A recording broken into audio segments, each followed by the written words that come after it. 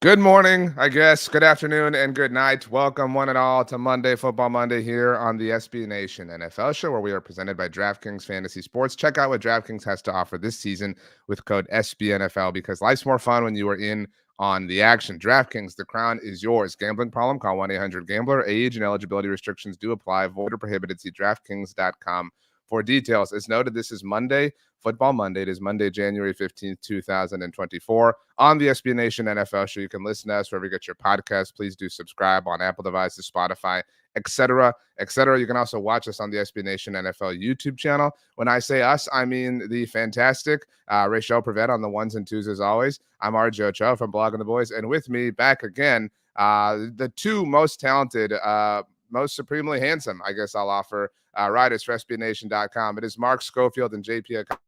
Gentlemen, I mean, football's dumb. I mean, like,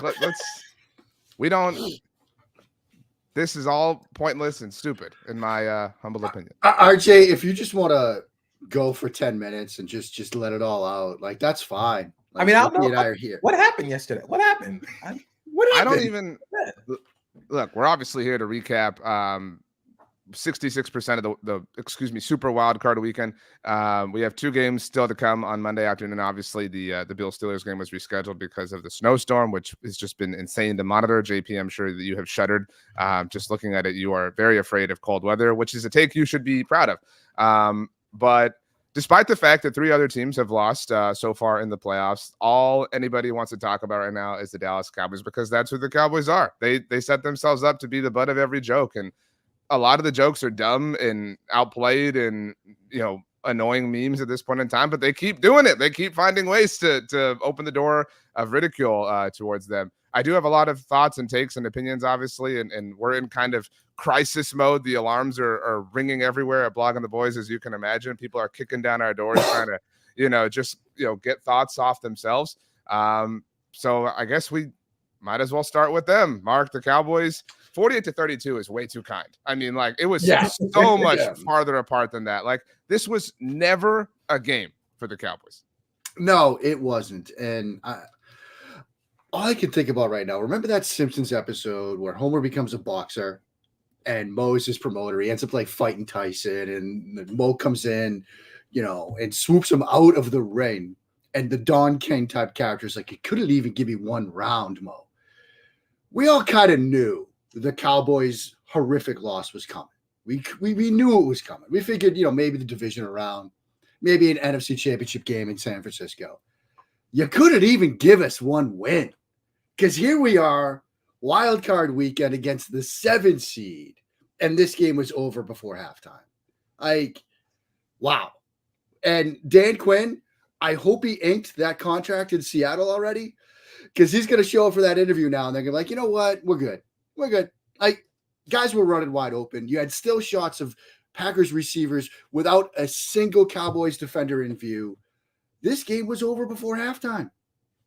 What happened? This looked like a team that was unprepared to play football. Yeah. Like, I think that is the most shocking and jarring thing for a group of veteran coaches. They have been here before. Mike McCarthy and Dan Quinn have been in the playoffs before. They have been to this level with this Cowboys team before. And it looked like they weren't even ready to play football. It looked like the Packers were a 2 seed playing at home.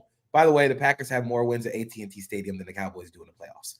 Playoff wins, to be specific. Yeah, I said in the playoffs. Okay, yeah. and that does include their Super Bowl win. Again, like, if you're gonna drag them, drag them, all the way. That's all I'm saying. So, yeah, I feel like with every Cowboys loss, it becomes like the Thaddeus Young meme. But instead of like celebrating Thaddeus Young being in the same group as Jordan, LeBron, and Larry Bird, it's the Cowboys not having as many playoff wins since 1996 as the Jacksonville Jaguars. I think the biggest thing, like Mark said, was the defense just looked completely unprepared. And again, I've always been someone who was very high on Matt LaFleur as the schemer and play caller and play designer. He put Dan Quinn in a blender this entire game. I think it was also a major chink in the armor for the Cowboys defense. You came into the season with 3 linebackers and 6 safeties. And, when you play 205-pound Marquise Bell at linebacker, you tend to get run over, unless you are unless you are up, unless you were out in front. I think that's what the Cowboys were designed to do, because how potent the offense was. If they get the lead, then teams are passing more, and that's where they want to get you. The Packers took the ball and immediately scored a touchdown. Like, it wasn't like this was a game that the Packers fought back after the Cowboys were up. They dominated this game from the jump, and the Packers did it again at quarterback. They did it again. Gutekunst was right. Aaron Rodgers is sitting on the Pat McAfee show spouting conspiracy theories while Jordan Love sets records in the playoffs. The first Packers possession in the initial stages of Cope felt like, okay, they followed their script, and they had a couple, penalties, the Deron Blaine holding penalty, obviously down near the goal line, there was another penalty. You kind of thought like, man, it took all the breaks for the Packers to kind of pull this off. Like, that's a positive sign, for, to come. And again, the hilarity of that is not lost on me. JP, I'm with you. Like, again, like, drag anybody you want. Like, nobody is off or on a list for me that is like untouchable. We are well within range to drag Mike McCarthy. Well within. I feel like I started the let's drag Dan Quinn conversation a long time ago. I've been screaming about how, and a lot of it is annoyance because people have acted like anything good that has happened to the Cowboys in the last 3 years has been Dan Quinn and Dan Quinn alone. I mean, from the moment the Cowboys played, ironically, the Seahawks this season, they didn't force a single punt. Then they got worked by the Bills. Let the Dolphins go down the field and kick a game-winning field goal. They, surrendered against the Lions and opened the door for the dumbest referee, reporting eligible conversation we ever had to have. And then we're never in this game against, and again, not that the offense was. But so Dan Quinn, you want to go be the head coach of the Seahawks? Fine by me. Like, no one is going to miss you at this point in time. This defense has kind of become overrated and is just sort of, kind of riding the coattails of what they've done over the course of this little era. But you have to blame Dak Prescott too. Like, this isn't a loss of this proportions. It's not just on McCarthy, not just on Quinn. You can obviously come for Jerry Jones and Stephen Jones. Dak was awful. Like, Dak looked like the quarterback making his first ever playoff start. Like, I can't recall the last time I saw Dak. Actually, I can. It was last year in San Francisco. The last time Dak Prescott looked so rattled, so frazzled. I mean, Mark, quarterback play, and I mean, Dak was clearly pressing. I mean, it was really frustrating to watch and unnerving to watch. And this conversation is going to be really frustrating and really annoying over the course of the entire offseason. But he has all of the leverage against them in terms of contract negotiations. I don't know how well aware you two are. His cap number for 2024 is almost $60 million. He has a no trade clause in his contract, and the Cowboys are going to have to pay both CeeDee Lamb and Micah Parsons. And in order to obviously have the flexibility to do that, they're going to have to do an extension with him. He plays the quarterback position. He does it at a very high level. Like, he's going to make $60 million a year. He's going to become the highest paid player in the NFL, either before or after Micah Parsons becomes the highest paid defensive player in the NFL. But I mean, goodness gracious, again, the way that they just find ways to do this is amazing. I mean, it is astounding. And we're at a point now where it's like, okay, well, you've been blown out in the playoffs. You've lost heartbreakers. You've had weird penalties or weird calls or weird judgments or weird subjective things happen against you. Like, what is the path? Like, what is the one way that they haven't explored or haven't wandered down towards, that being ultimately it? Like, they seem to be a team who can always find a way for the bad thing to happen to them. They have been in this wilderness, Mark, for so long. All right. So long that the year that this drought began in 1996, Marvin Harrison was drafted into the NFL. He played his entire career, won a Super Bowl, sat out the mandatory period, was enshrined into the Pro Football Hall of Fame. In that process, had a son who has become an incredibly talented receiver in his own right, and this year will be drafted somewhere around second or third in the NFL draft himself. Like, it is unbelievable, like, how long this has stretched. And so it's not just McCarthy, it's not just Quinn, it's not just Dak. I mean, all these people, like I said, come for them as much as you want. I'm not going to stop you, but this is just a culture, an environment of failure, Mark. Wow, I don't know how I follow that. I guess the only way I can is Bill Belichick the next head coach of the Dallas Cowboys? Following up on the Marvin Harrison thing, the last time the Cowboys were in the NFC Championship, I was not alive. Yeah, I mean, I think the Marvin Harrison thing is funnier personally. I also that makes sense. Yeah, a go-to of mine. If either of you want to use this, feel free. The last time the Cowboys did anything like this, obviously, John Elway did not have a Super Bowl ring of any kind. He would, of course, win 2 as a player and then retire and all this stuff. Again, be enshrined to the Hall of Fame, and then literally begin the pathway towards like football managing. and built his own team that won a Super Bowl, which included a Dallas Cowboys superstar in DeMarcus Ware. So, either one, it's up to you. I think the craziest thing about how Dak played yesterday was how out of sync he was with CeeDee Lamb. They made a huge point about it during the game. I think the thing that encapsulated this game the most offensively was Greg Olsen talking about CD and Dak talking during the timeout and them looking clearly frustrated with each other. And then the next play, Dak threw the pick six to Darnell Savage, where he forced it to CeeDee Lamb, and everybody in the building knew that ball was going to CeeDee Lamb on a slant, including Darnell Savage, who rolled down from his robber to the robber spot in cover one and didn't do anything. He walked into the end zone from like 60 yards out. So I think that was the biggest thing that stood out to me offensively. How off Dak looked. Like, for a quarterback who's been on the entire season, this was bad. Like, this was the numbers are going to show 41 of 60, 300 plus yards, 3 touchdowns. Empty calories. It was empty calories. It was a horrific performance at home. You mentioned he looked rattled at home. This is the type of loss that, like, sweeping changes have got to be made. Mark, what should the Cowboys do? What sweeping changes? I mean, and within the realms of practicality, because again, our chat is filled with like, got to move on from Dak. My Twitter mentions are filled with that, but that is a conceivable option, at least at this moment in time. So understanding the ramifications that you have to operate in.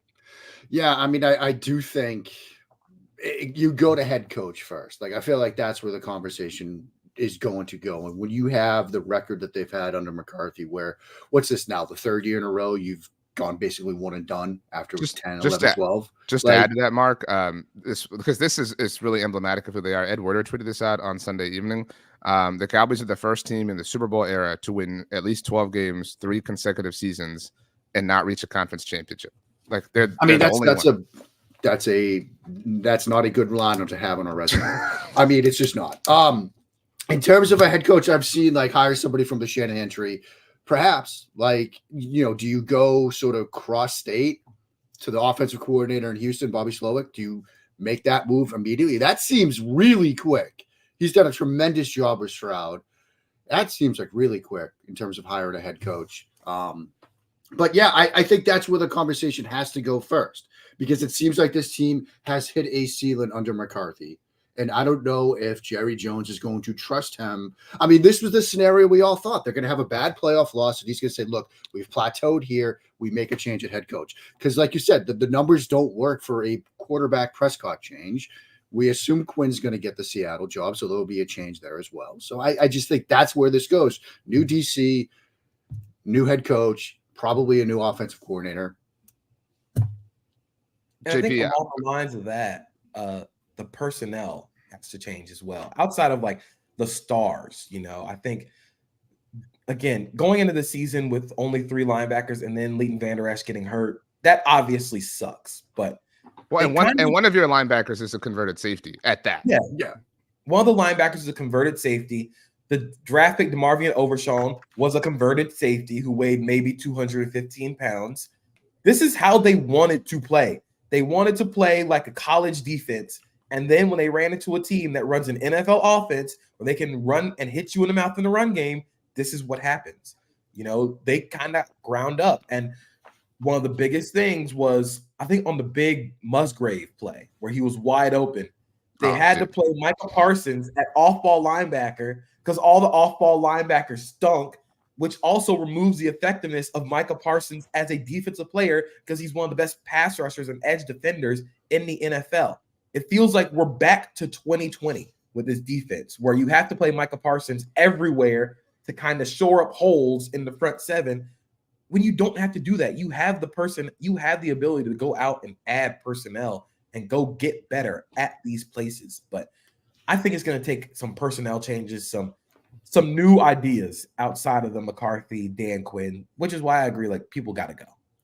Not that the game was like close at that moment in time, JP. So like they'd lost already in embarrassing fashion, but at that point it was like, oh man, they are like so desperate because they have been like, oh, move Micah to off-ball linebacker. Are y'all crazy? Like this, you know what I mean? Like they have laughed at that idea all season long. So it was this true like we have nothing else to try. Like we are exposed, we're stuck. But I mean, look, Micah Parsons' resume speaks for itself, but I mean, like, dude, he's quiet in these big games. I mean, like, we got to blame Micah. And you brought up CD. Like, I love CD Lamb and would, fight for him pretty much 99 out of 100 times. But dude, you cannot be moping around because things are not going your way early on in this game. Like, that was a really bad look for CD Lamb. And again, we don't know the exact specifics of what was happening between him and Dak Prescott. But again, let's come for McCarthy. Let's come for Quinn. Let's come for Dak. But like, CD Lamb was a no-show early in this game when it mattered. Micah Parsons was a no-show early in this game when it really mattered. Dak, CD, Micah, those are the three dudes who are going to each get a bag this offseason. And they were all flat in a big-time moment.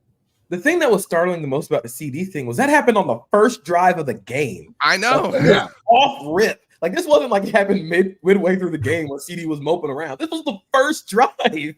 Like, something clearly was off leading up into the prep for this week. But the Micah Parsons stuff, I think it was really fascinating because I think he and Myles Garrett had the same problem, which is when you run play action against very aggressive defenses, it exposes a lot of holes.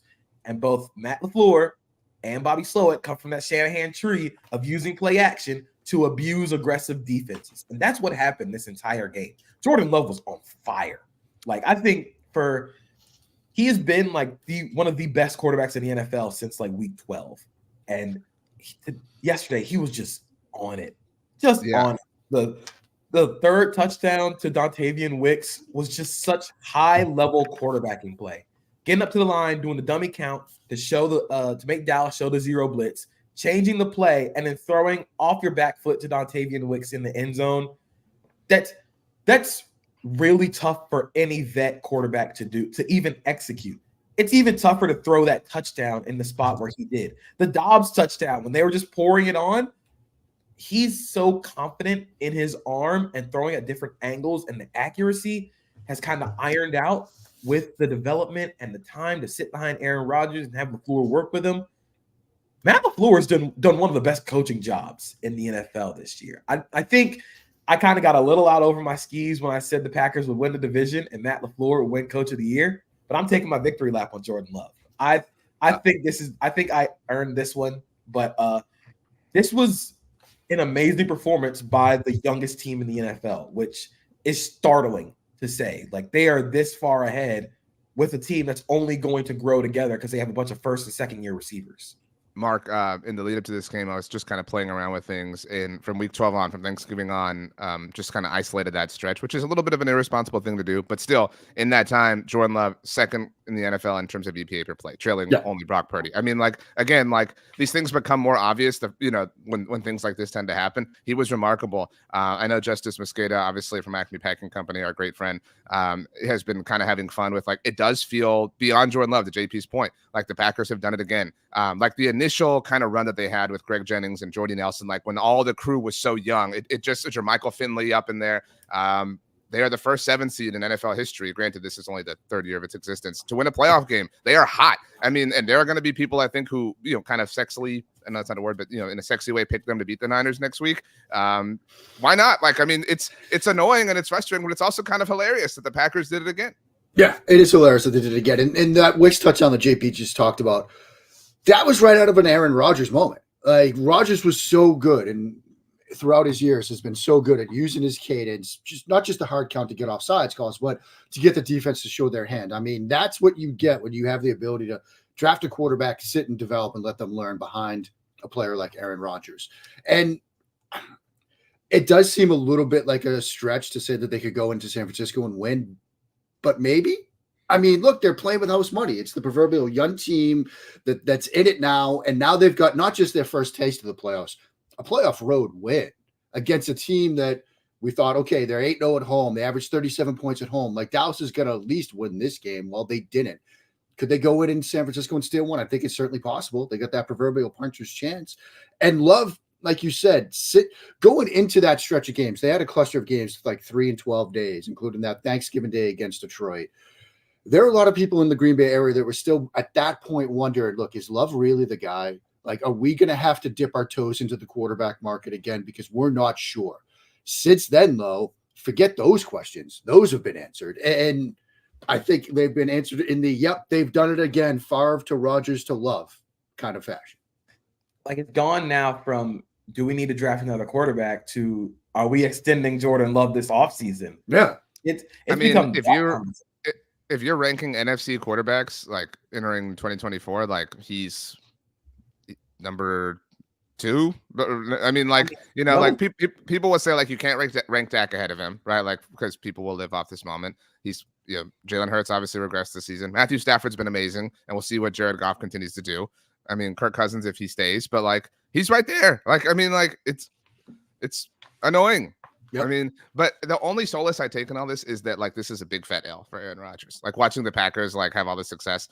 But to that point, it's like, man, it's the teams change. It's like you literally took Mike McCarthy. Like Mike McCarthy's been on that side of the embarrassing Cowboys playoff loss against the Packers, right? And you literally remove him and put him on your side. Different characters, different staffs, different rosters, whatever, different locations. It doesn't matter. They are your daddy. I don't know who's daddy and who's mommy to the Cowboys between the Niners and the Packers, but they both own them. It's really, really joint custody. Yeah. Wow. Mark, what game do you want to talk about next? The other one, Sunday? Why not? Yeah, let's do Sunday first. The Detroit Lions, Mark, survived. And one of the coolest scenes in the NFL, obviously, in recent memory when they got that win, 24-23 over the Rams. Obviously, the Matthew Stafford, Jared Goff story got all the play, but this game did kind of live up to all the hype, and it kind of checked all the boxes and kind of if it was a movie, it hit everything you kind of wanted it to have. Yeah, I mean, this one covered, and thank goodness that it did, because the first 3 games of this weekend weren't that enjoyable. Like they all kind of got out of hand. It was great to have this one because you had the storylines. It lived up to all the hype. I mean, Goff and Stafford in this game were just throwing absolute haymakers. Like they were playing. Stafford was no look at every throw he possibly could. Puka Nacua. I mean, many people thought he was going to be good in the draft community, but this, I mean, even those that were fans of him didn't see this coming. Just an absolutely incredible game.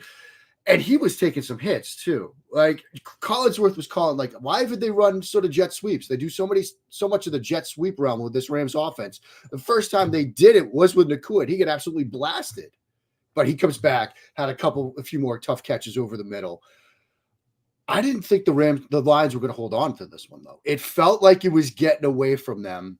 And then to have the defense sort of step up, knock them out of field goal range, but it looked like the Rams were going to be in position to take the lead. We all thought we were going to get sort of a Jared Goff, Gabe Wooden drive type of moment. The defense stepped up. And yeah, absolutely incredible scenes at the end. The fans stayed there. You had fans like grown men crying in the stands. My good buddy, our good friend Jeff Risden, was watching it at home. He's a Lions fan. He's recorded himself in front of the TV, fist pumping. It was absolutely incredible scenes. But this game did live up to all the storylines, all the expectations, all the hype, and it was a fantastic football game to watch. I think this was a proof of concept game, not just for the Detroit Lions this year, but for the Detroit Lions of the Dan Campbell era. Think about the guys who made impact plays in this game. Penei Sewell, first-round draft pick. Frank Ragnow, one of the centers that they believed in, centers that they brought in to help elevate that offense. Jonah Jackson playing extremely well. Taylor Decker, the longest, one of the older guys on the Detroit Lions. He's been there his entire career. Jahmyr Gibbs, Sam Laporta immediately making impacts. Amon-Ra St. Brown being the most unguardable receiver on the field with Puka Nacua and Cooper Kupp on the other side. And you think about Brian Branch making plays. Aiden Hutchinson had 2 big major pass rushes against Rob Havenstein on the final drive where the Rams had to punt. That's the core of this team, stepping up when you need them to the most. It speaks a lot to the culture that Dan Campbell and the drafting that Brad Holmes has done since they've taken over. They have not been shy about going against the grain of what people think they should do in the draft. People paying the Jahmyr Gibbs, Jack Campbell, Sam Laporta, Brian Branch picks, but all 4 of those guys were impact players from year one, from day one. And so this is the proof of concept game. This is the Lions have arrived game, because all of these guys are really young and they're all making impact plays on the biggest stage. And that's really cool. Yeah. And JP, it sort of goes, like, if you think back to, say, back in April and May when they had that draft class, and people were like, "Is it 1995? You drafted an inside linebacker, you drafted a tight end, you drafted a running back. What is this?" It gets to something you've been talking about a ton this year, which is the spine of the football field, right? Like building through the middle, like you do with a baseball team, right? Pitcher, catcher, second, short, center field. That's where they're building right now. That seems to be where the game's trending, right? In years past, it was speed, it was space, get into the edges, getting playmakers the ball in the flat to let them do something after the catch. Now we're seeing it like the good teams like San Francisco, they build through that spine. The Lions are doing that too. And it is that sort of proof of concept. Not that we can just win a division, we can win a playoff game. We can make a deep playoff game. We can make a deep playoff run. Like they're going to be playing at home now, 2 home playoff games. When's the last time we saw that for Detroit? I mean, I guess whatever it was, that 91 season. But I mean, by the way, I don't know if either of you saw this. I tweeted about it. When Melissa Stark interviewed the Lions trio after the game, Aiden Hutchinson was asked about playing another home game. And the first thing he said was, "We really wanted to play Dallas." And like, I hate the Cowboys so much right now that like, I didn't even have the energy to be like rent-free loser. You know what I mean? Like, it was like, it is a rent-free loser thing of Aiden Hutchinson to say like, dude, come on, you're about to host a divisional playoff game. But like, I just don't even care. Like drag the Cowboys into oblivion. Hey, keep the main thing. That's what I said after. Like, hey, I'm glad Aiden Hutchinson is keeping our eyes on the main character of the weekend.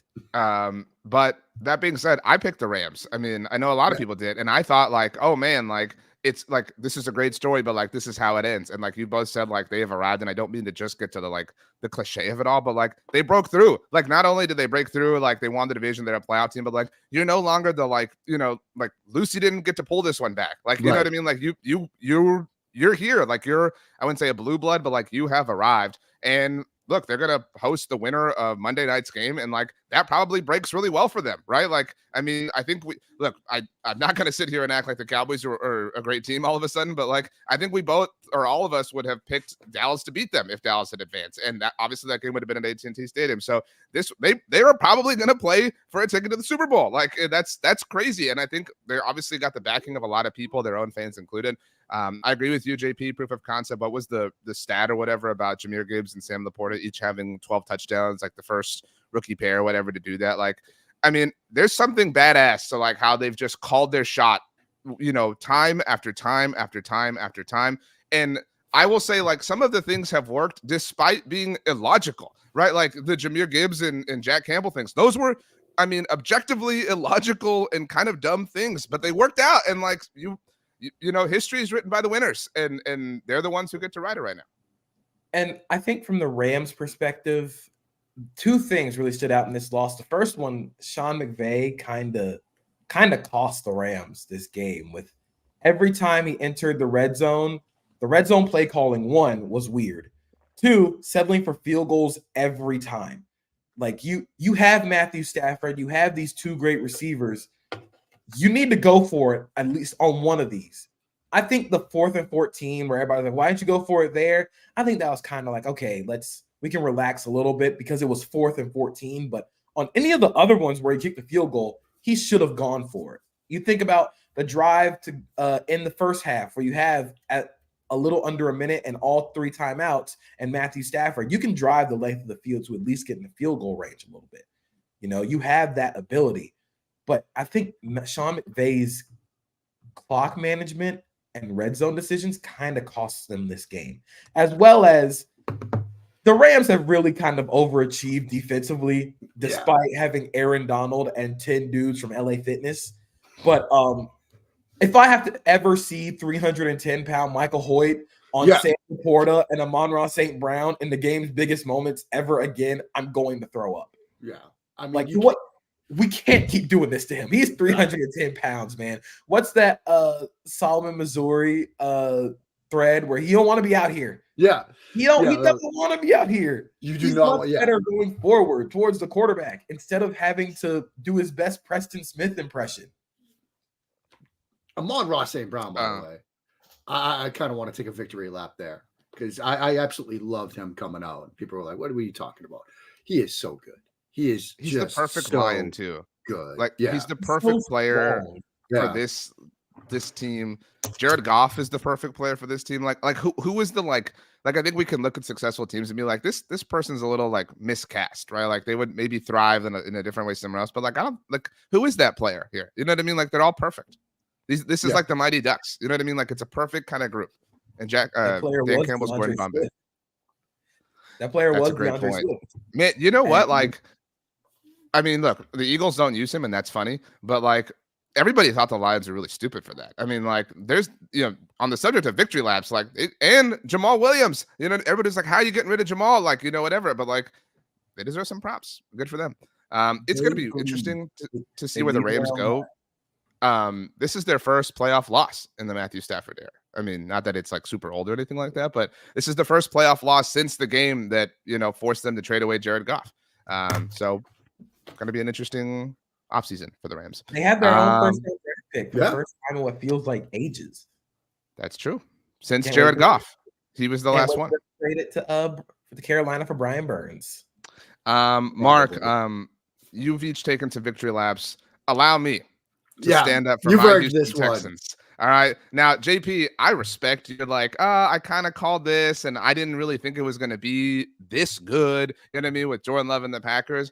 I'm not coming in with any humility here. I'm taking anything I can get my hands on right now. I believed in the Houston Texans and CJ Stroud. I said they would win the AFC South. Now, a lot of things had to happen, like your Jaguars collapsing, obviously, for it to come to fruition, but it did. And then they kicked the Browns' ass. I mean, like, they were my lock of the week on Friday's show on TGI Football around here. I couldn't believe that they were 3-point dogs. The disrespect, Mark, to one of the best rookie quarterbacks we have ever seen. And he was on fire in the first half and just kicked his feet up in the second because the Browns imploded. Yeah, I mean, he was like chilling on the sidelines in the second half, which was an incredible sight. I think what's fascinating to me is like going into this game, a lot of the angles were, look, the Browns defense is so good against the pass. Like they're so good, 1.43 points per drive allowed this year, second only to the Baltimore Ravens. Their defense is going to be probably the deciding factor. Absolutely not. It was Houston. Like back-to-back pick sixes of Joe Flacco. Like that just broke this game wide open. But yeah, Stroud was masterful. I mean, he's been so good. And as good as Jordan Love was on Sunday, Stroud was just as good, if not better, up against that Browns defense.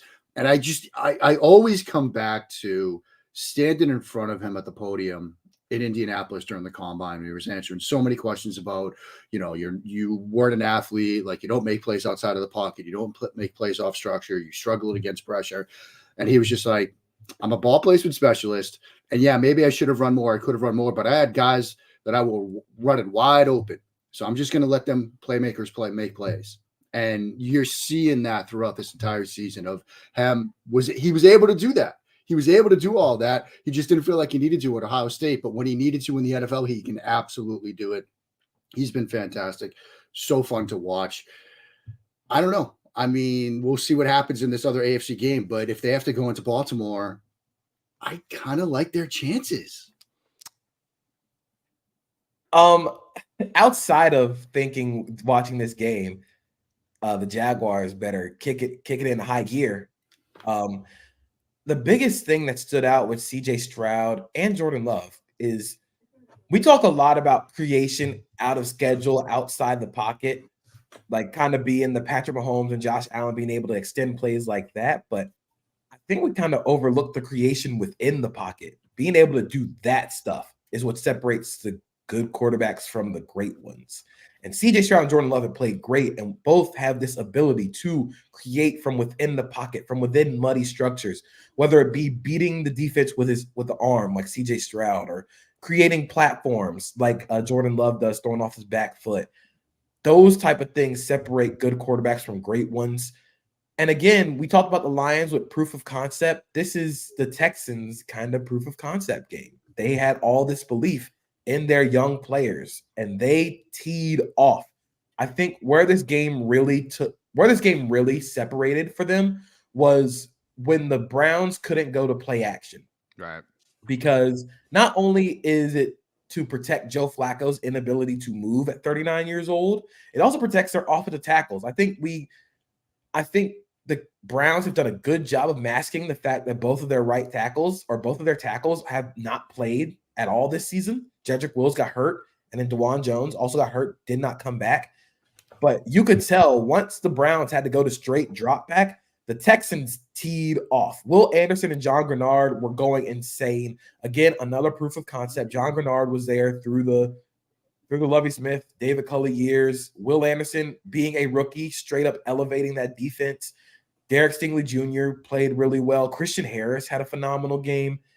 So it's all about the youth stepping up to kind of on the defensive side of the ball. That was my biggest question going into the playoffs. How would the youth play on defense? But they handled a team that throws a lot at you really well and forced them to get into forced their hand to play the Texans style of game. And then they just teed off. And they still need some help on defense. I think they need another impact defensive tackle, maybe a second corner, but you can start to see the San Francisco-ness of the Texans defense. And quite frankly, as a Jags fan with a GM like Trent Baalke probably staying for my entire lifetime, that terrifies me. Mark, when I was eating lunch on Sunday, hours before the Cowboys' demise, I was listening to Kevin Clark's, at that time, most recent episode of This Is Football, his fantastic podcast. And he was making a point where he said, he was just kind of like pontificating. And he said, how many NFL teams would not swap their next 10 years with Houston's? And he qualified this with, like, you have to bake in some unknown, right? Like, you could make an argument for Chicago based on where they're at, having the number 1 overall pick, like if you want to go down that path of unknown. But like this was his argument. He said Kansas City, Baltimore, Buffalo. Those might be the 3. I mean, JP, you kind of shrugged. I mean, like, it's debatable, right? Like, if you're factoring in, like, they've got the coach, they've got the quarterback, they've got the vibes, they've got the culture, right? They've got the division, seemingly. No offense, JP, which is a much easier path than, say, the AFC North or whatever the case may be, because Joe Burrow exists. Like I don't know. Is there another team you'd like to add to that list, Mark? I mean, Green Bay. Wow, what the hell, dude? Not cool. San Francisco. Yeah. I mean, I think they're there though. Like, they're in the mix. It's kind of they absolutely are in the mix. And I think that was one of the like sort of macro lessons of this weekend was teams like Green Bay and Houston was like, yeah, they're young. They got young quarterbacks. They're going to get some playoff experience. This is going to be great. But with their wins, they are so wildly ahead of schedule that now it's not just, hey, maybe they can go a little bit further next year. It's like they could go for next year's here. Like, they could still make a deep playoff run this year. And with the 2 young quarterbacks, future looks bright in both of those cities. But from Houston's perspective, I mean, yeah, that is such a great – they are set up right now to have a very long, sustained run. And we can all find the takes when they went up to get Will Anderson too in the draft. And it's like, really? You're going to draft Stroud? You're going to draft Will Anderson? Like this is not – it's going to work. It did work. That's the proof of concept again. So, yeah, Houston's in a great position. How satisfying, by the way, for them to say, we're going to trade our pick, we're going to hold on to Cleveland's, whatever, this and that, to then beat them and, ensure that, everything went their way. And again, like, for it to be against the Browns of all teams, like this arrival of this era, obviously after the Deshaun Watson trade, and it's not like they beat, Deshaun Watson on Sunday, but, like, again, has to feel really, really, really good. The Texans, if the Steelers upset the Bills on Monday, will travel to face the Kansas City Chiefs. But if Buffalo wins and it goes chalk, the Texans will head to Baltimore. We'll see how that winds up. Last game before I guess we preview Monday's games. Speaking of Kansas City, JP, it was cold on Saturday night, and it was on Peacock, and NBC told us, the parent company of Peacock, that it did really well, and they congratulated the people who put on the Peacock show, which was themselves, for a phenomenal show. So that being said, the Chiefs won the football game 26-7, and it felt like nobody really cared about the football because of all the weird crap happening around it. I actually thought this game was kind of fun from a schematic, like, Spags versus Mike McDaniel thing, but then it immediately kind of got ugly. Like, even after the Dolphins touchdown, which, by the way, that was kind of arm punty. Yeah. I'm just saying that was kind of arm punty. Even when it was 10-7, nobody thought the Dolphins were coming back. Nobody. And I think that is a large testament to how well Spags has that defense playing, and also a brutal brutal way to end the season for the Dolphins, where the defense looked good in this game. Yeah. The defense played well. The offense scored 7 points and Tua didn't go over 100 yards until the fourth quarter. That is the big problem. There's a play on the Tua interception. Steve Spagnuolo and the Chiefs defense starting 2 high, rotate to 1 high, and then rotate back to 2 high before the snap, and Tua throws a pick. That is the coolest thing I think I've ever seen. I think it's awesome. And the even better part of that play is they've got Hill, single receiver to the right against L'Jarius Sneed. Tua wants to go there initially, and Sneed just buries him. And Sneed was extremely physical with Hill in this game. There were a number of times where he didn't just jam up the line of scrimmage, like he jammed him through the ether and into the shadow realm. Like he did a tremendous job against Hill. But that rotation 5 twist, Coach Vass tweeted about it. It's like a 5 twist. It's a design. Really confusing. Spags did such a great job at sort of muddying the look for Tua. The Dolphins got some questions, I think. And they've got some questions about Tua that they need to figure out. And, you know, the last thing I'll sort of say about this is you were up 14 against Tennessee with 3 minutes to go. And if you close out that game, you're not playing in the single digits. You could have been in 70-degree Miami playing the Steelers or something. But now you had to go to below freezing. And I think the biggest thing, like you said, with the L'Jarius Sneed play, that kind of encapsulates what Miami has been with Mike McDaniel. They have lacked physicality. Yeah. I think it has shown up in a big way against teams that have actually been willing to be physical against them. The Tua thing, look, Tua, I said it after the game. Tua, this was kind of a microcosm of Tua as a quarterback, even with the elements playing a factor. What he's good at, he's very good at. The timing, the anticipation, the throws over the middle of the field. But his physical limitations make it really, really hard to beat the other guys in that conference. You could tell they did not trust Tua to make any throws in this game. He was dirting screen passes. Yeah. And that is really bad in the playoff game. He wasn't able to hit any passes on the outside of the numbers. It just looked so constrained, so constricted compared to what we saw. I mean, this team scored 70 points this season, and they couldn't even get double digits in the playoffs when it mattered. The questions are not going to go away about this Dolphins offense. It's not going to go away at all. They are kind of the cold, rainy night in Stoke team, where can they do it when teams are matching their physicality, when teams are the aggressors, when they're the ones getting bullied? Can they do it in those elements? Yeah, I think the takes are going to fly about how you can't just be a finesse team in the NFL. You got to be able to get tough. And I mean, I think there's some substance to that. Like, I don't think that you can debate that at this point in time. And, you know, interestingly, where the Cowboys kind of prove like the regular season doesn't matter for them, like you can't believe in them at all, you know, no matter what they do in the regular season. The Dolphins proved how much significance there is in the regular season, because if they close that game out against Tennessee, it completely, I mean, and maybe they lose, you know, maybe they get blasted by the Packers. I mean, I know it's not possible, but you get my point. Like, I mean, they're that moment away from like their fortunes potentially being very, very, very different. It was strange how they, you know, you mentioned the arm punt, JP, how the Dolphins just kind of punted in general, like with the game still in the air. I mean, we're kind of giving up. I mean, they waved the white flag early in this game. It did feel like they probably recognized like this just isn't it. Like let's just get out of here. Like, you know, this isn't worth our time anymore. It's a reflection of the quarterback and the trust that the coach has in the quarterback in those elements. You know, it feels like they didn't trust Tua in that environment, or in that case where they had to make throws. He had to make throws to win the game.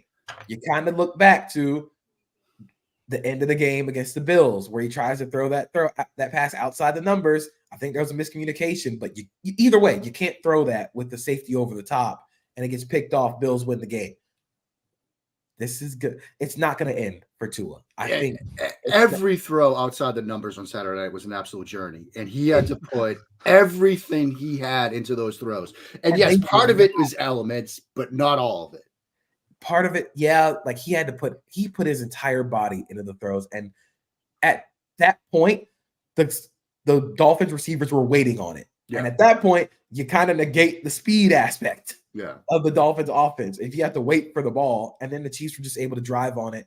and they were able to turn into pass breakups, the questions aren't going to go away for Tua and the Dolphins. Like, this feels like we're reaching, like, I think they kind of speed ran it a little bit, also minus the Super Bowl. It feels a little bit like McVay with Goff before they traded for Stafford. So now the question is, who's going to be Stafford for Mike McVay?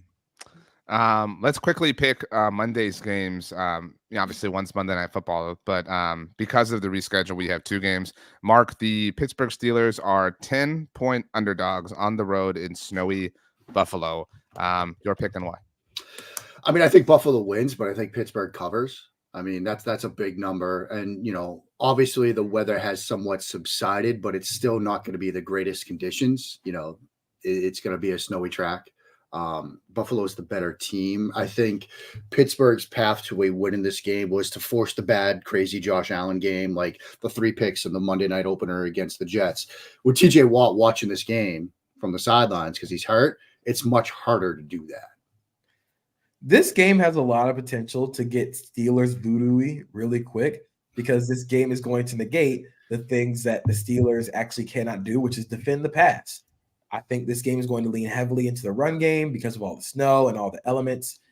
I'm going to pick the Bills here, but I do think the Steelers cover. I think the Steelers make it very the jokes are going to be coming off the board in the first half. But when you have Josh Allen, you have a run game with like the Bills that have played so well this in the late half of the season with Joe Brady as offensive coordinator. They're at home, and I just don't trust Mason Rudolph in a playoff environment. So if this turns into a Battle of Verdun type of game, then maybe I'm going to take the team with the better quarterback. I'm with you both in that I'm taking the Bills, but I will say one thing. All right. Obviously, this game was rescheduled. It was initially supposed to happen early on Sunday, the early game, the noon window.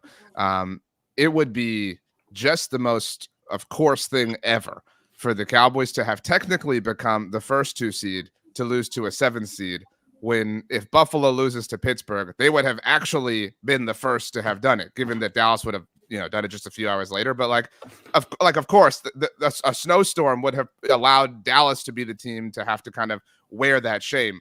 So if I'm kind of lining things up for like ultimate Cowboys commiseration, it's that. But I'm going to take Buffalo still. But just remember that I said that because the universe is acting out against the Cowboys like it always has. So I think it's that takes us to Monday Night Football. JP, this line has shrunk. It didn't really move when it was reported that A.J. Brown would not play, but obviously that's not happening. The Eagles are 2.5-point favorites on the road against the Buccaneers. I'm calling my shot here. I'm going Tampa Bay at home.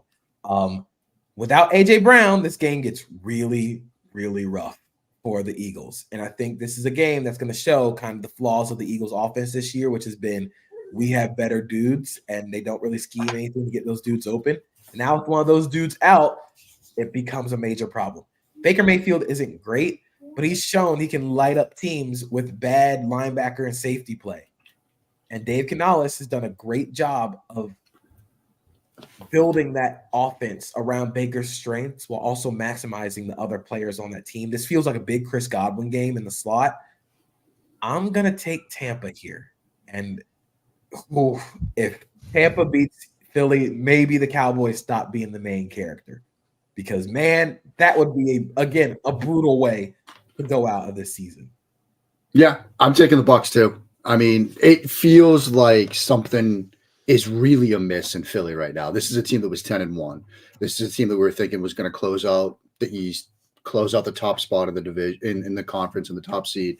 And they what? 5 of 6, they lose down the stretch, and that one win against the Giants doesn't exactly instill confidence. And it again exposed some of the flaws up the spine. You got the 76-yard touchdown to Darius Slayton working against a safety. Canales is going to do, I think, a very good job tonight at exposing the weaknesses up the middle of that Eagles defense right now. Baker Mayfield's first ever home playoff game in the NFL. I think there's going to be some fun vibes there too. And yeah, with A.J. Brown out defensively, you can take away Devonta Smith at this point with a little bit of safety help, who's had an ankle issue of his own. This does not bode well for Philadelphia right now. Now, maybe they find a way to win this game, but I like Tampa Bay tonight. I don't think there's any way the Cowboys stop being the main character, JP. Because I think like you both just picked the Bucks, right? Like it's like Philly's. Everyone's got 1 foot, in on Philly, kind of losing this game. Like this has been, I don't want to say obvious, but predictable at the very least for a month now, right? Or at least it feels that way. I picked the Bucks when we made our picks, and so I'm going to stick with that. But I've lost all the passion and energy for it. Like it would have been, beautiful, obviously, if had the Cowboys wanted to watch the Eagles like fully collapse, and I think they will, like we all do. But yeah, I mean, it will be hard to enjoy. It will help soften, this fall, just a teeny bit. But yeah, like I mean, again, I think we've all kind of already ripped the Eagles. You know what I mean? Like what new thing is there to say? Like, oh, they still suck. You know what I mean? Like we've all gotten the takes off already. I will say, if the Eagles do win this, we have another Detroit story game. Matt Patricia and Darius Slay going back to Detroit. DeAndre Swift, the aforementioned. Yeah. DeAndre Swift going back to Detroit. But a thing that might swing this game in the Eagles' favor, Big Dom back on the sideline. That's true. Because I mean, think about their record since that Big Dom incident. I mean, that's really what went wrong in Philly. Big Dom is moving the needle. I mean, maybe he was calling plays. I mean, maybe he should call plays. I mean, at this point, why not? Give it a shot. I'm a little bit late to the like whoever has the opportunity to do the funniest thing meme joke. Like I don't know the genesis of that.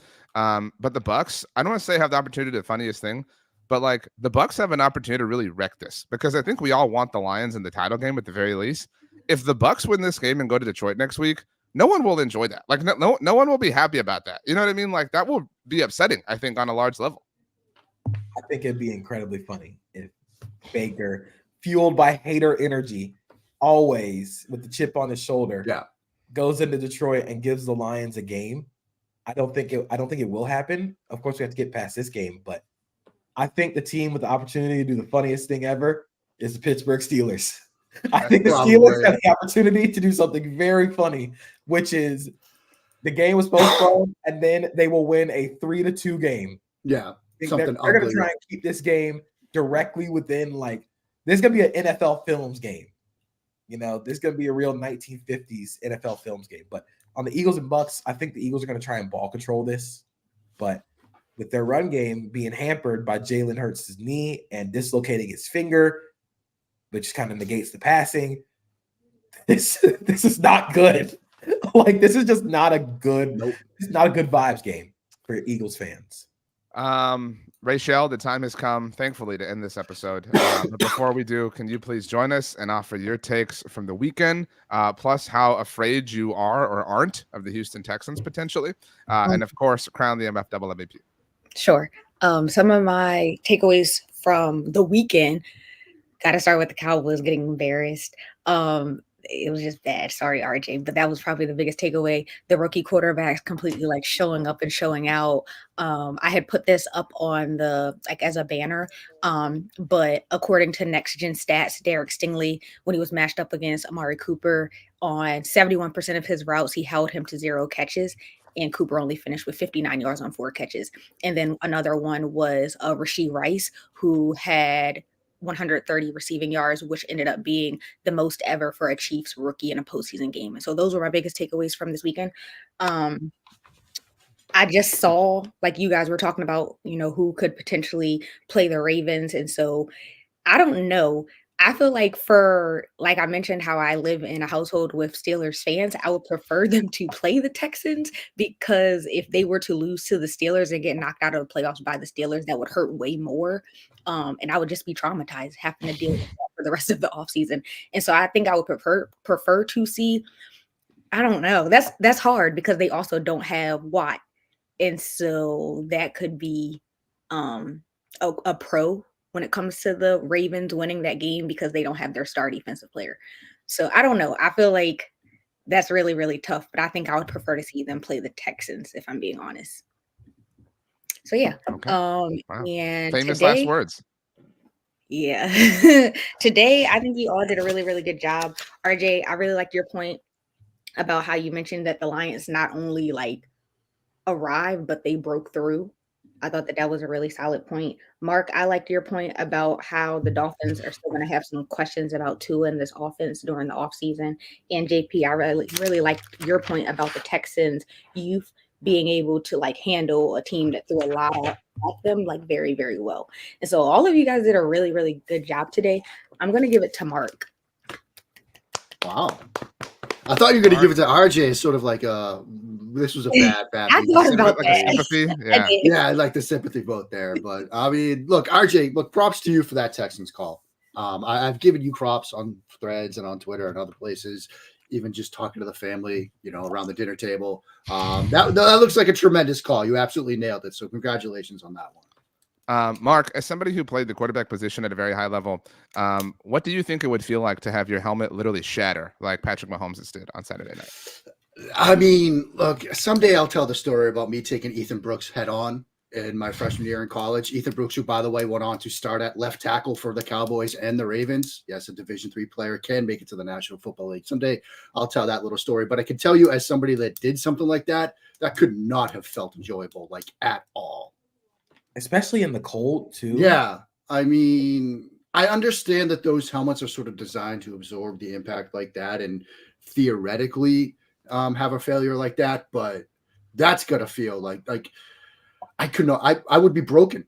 I would be physical. There were some hits this weekend where I was like, that would be the end of me. Flacco took one where he's trying to slide. Yeah. Served on Joe Flacco after trying to end that 39-year-old man's career. Right. Like there were some hits this weekend where I was like, this is a very, very violent game. That feels like the right way to end. Let's get out of here. Football's done.